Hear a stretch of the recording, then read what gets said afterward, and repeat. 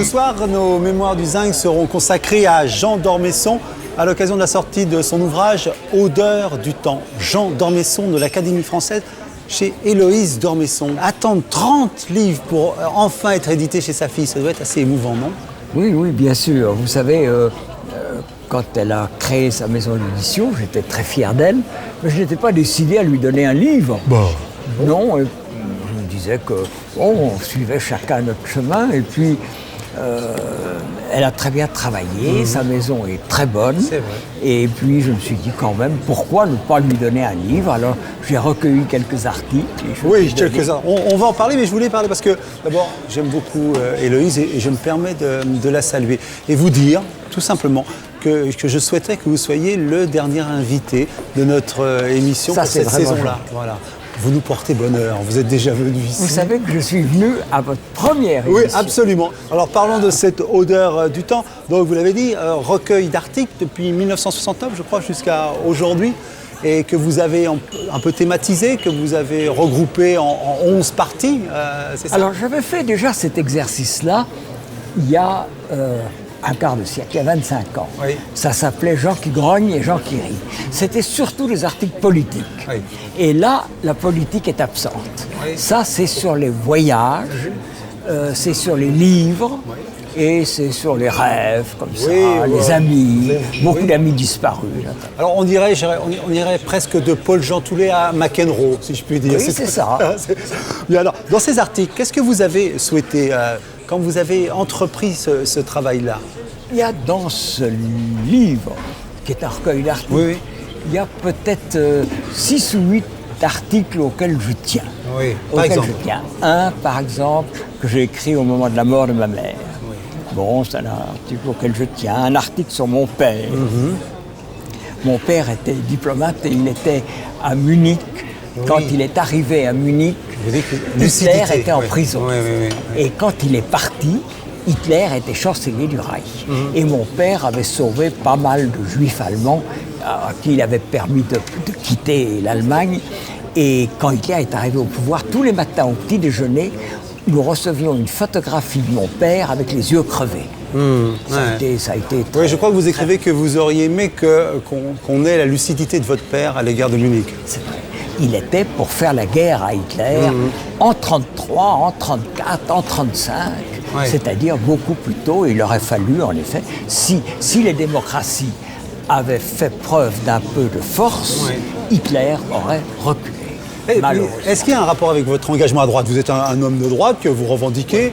Est-ce que, j'allais dire, cet aveuglement de Munich dans votre esprit est à l'origine? Vous avez raison. L'aveugle, au moment de Munich, j'étais pas vieux. Hein. J'étais pas vieux, j'étais un petit garçon. Je me rappelle que j'étais violemment anti-munichois.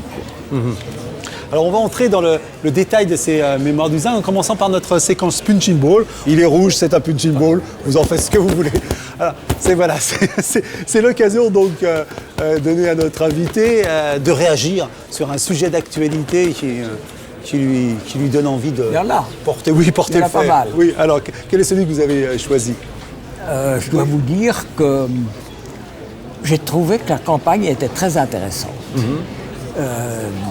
Bon, moi j'étais pour Sarkozy, je suis pour Sarkozy, mais je dois vous dire que j'ai trouvé que Ségolène Royal a fait une campagne plus qu'honorable. Et puis alors a surgi un personnage très intéressant, qui est Bayrou. Oui, qui a redynamisé la campagne, qui l'a rendu moins, Mais c'était intéressant, moins bipolaire. parce qu'il était quand même, c'était le petit pousset, n'est-ce pas, entre les deux grands géants. Et on a fini par se demander s'il n'allait pas arriver au deuxième tour. Oui, absolument. Et s'il arrivait au deuxième tour, il avait de bonnes chances de gagner. C'est ça qui était... Mais il n'est pas arrivé au deuxième tour. Et du coup, toute la combinaison s'est un peu écroulée. Parce que je crains que ce qui est difficile chez lui, ce n'était pas d'avoir beaucoup de voix. Il a eu beaucoup de voix. C'est d'arriver à avoir un groupe parlementaire. 30 députés. Et ça, je crois que ça va être difficile. L'UDF était évidemment lié à la droite. Alors il a essayé de la dégager de la droite et de s'allier plutôt à la gauche. Mais la gauche n'a pas vraiment voulu de lui. Non. Et ça va être, j'ai peur qu'il revienne avec très peu de députés, surtout que la plupart de ces députés sont passés rejoint l'UMP, du côté de Sarkozy. Ouais. Donc vous ne croyez pas au mouvement que vient de créer François Bayrou, le MoDem, le mouvement démocrate, hein. Vous craignez que ce ne soit pas possible? J'ai peur pour lui qu'il aille vers de grandes difficultés. Il y a quand même maintenant deux grands groupes, Sarkozy et le Parti Socialiste, qui est en difficulté, mais qui va se reconstituer. Bien, on va rester sur cette analyse. On prendra des nouvelles de tout ce qui se passe en France et on verra si votre pronostic est juste. Alors, ping-pong, c'est l'occasion pour moi de vous donner cette petite balle. Voilà, c'est une petite balle qui matérialise cette séquence. Nous sortons, en règle générale, des articles pas très agréables que nous avons trouvés. Oh, vous allez voir, quand je dis pas très agréable. Hein, bon.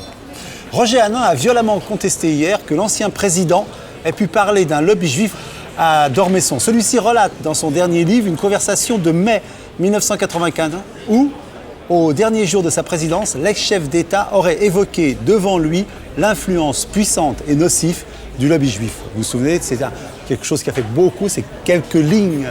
C'est vrai que j'ai été le dernier interlocuteur de François Mitterrand, président de la République. Vous connaissez l'histoire, le téléphone sonne chez moi et j'entends ici François Mitterrand. Je dis Monsieur le Président de la République et il me dit je voudrais vous voir après-demain. Je lui dis moi je veux bien, mais vous ne pouvez pas, vous remettez vos pouvoirs à Chirac. C'était en 1995. Et il me dit, je remets les pouvoirs à Chirac à 11h. Si vous veniez à 9h, nous aurions 2 heures devant nous. Et alors j'arrive à l'Élysée, quelques personnes me reconnaissent et me disent, ah, vous venez pour Chirac? Et je réponds, non, je viens pour Mitterrand. Et j'ai parlé pendant 2 heures à Mitterrand et je n'ai pas raconté tout ce qu'il m'a dit, sauf j'ai eu la faiblesse de citer une phrase qu'il m'avait dite. Bon. Et des amis de Mitterrand, dont Hanin, m'ont beaucoup reproché ça. Et Hanin avait eu une formule qui était amusante.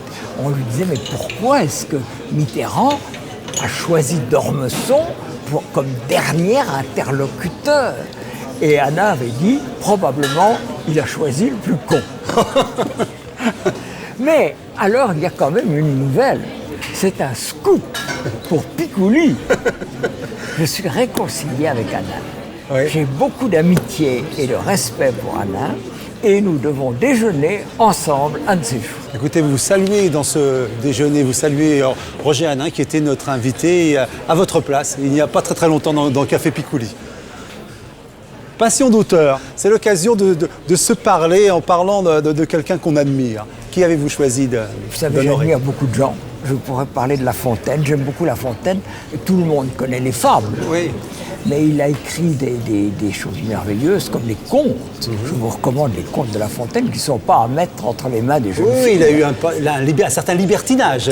C'est carrément érotique, oui, c'est des contes érotiques. Et c'est absolument merveilleux. Et certains vers de La Fontaine... Que vous connaissez par cœur et que vous pourriez nous dire quels sont ces dans La Jeune Veuve, c'est une jeune veuve qui est tellement triste. Et elle dit qu'elle ne veut jamais se remarier, puis naturellement elle se remarie. Et il y a ce vers merveilleux, sur les ailes du temps, la tristesse s'envole.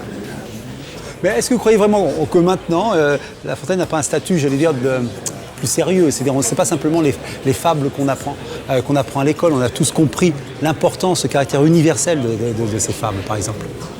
Vous savez qu'il y a des auteurs qui trouvaient que les fables de La Fontaine étaient néfastes pour les enfants. Ah oui. Deux grands auteurs, Jean-Jacques Rousseau et Lamartine, trouvent qu'apprendre la littérature française ou la grammaire française dans les fables de La Fontaine, c'est criminel, parce que il dépeint la paresse, l'avidité, l'orgueil, le mensonge.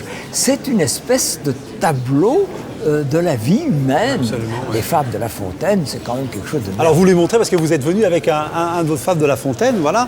Fable de La Fontaine chez Garnier Flammarion. Voilà, ce ne sont pas que pour les enfants, il y a toujours du plaisir, du bonheur et de l'intérêt à revenir aux Fables de La Fontaine, je crois. Absolument. Lisez La Fontaine. Lisez La Fontaine. Merci Jean d'Ormesson.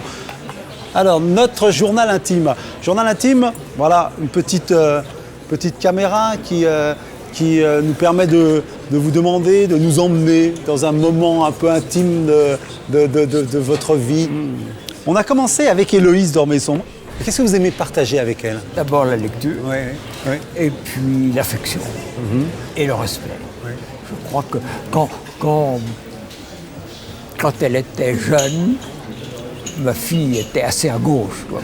Oui. Elle trouvait que Mitterrand, c'était très à droite, vous savez. Elle était plutôt du côté... Elle était activiste un peu, elle a un peu bougé, quoi. Elle était du côté de l'extrême gauche. Voilà, absolument. Et alors c'est amusant parce que maintenant elle est chef d'entreprise, une petite entreprise, Oui, mais chef d'entreprise, 3 personnes ou 4 personnes.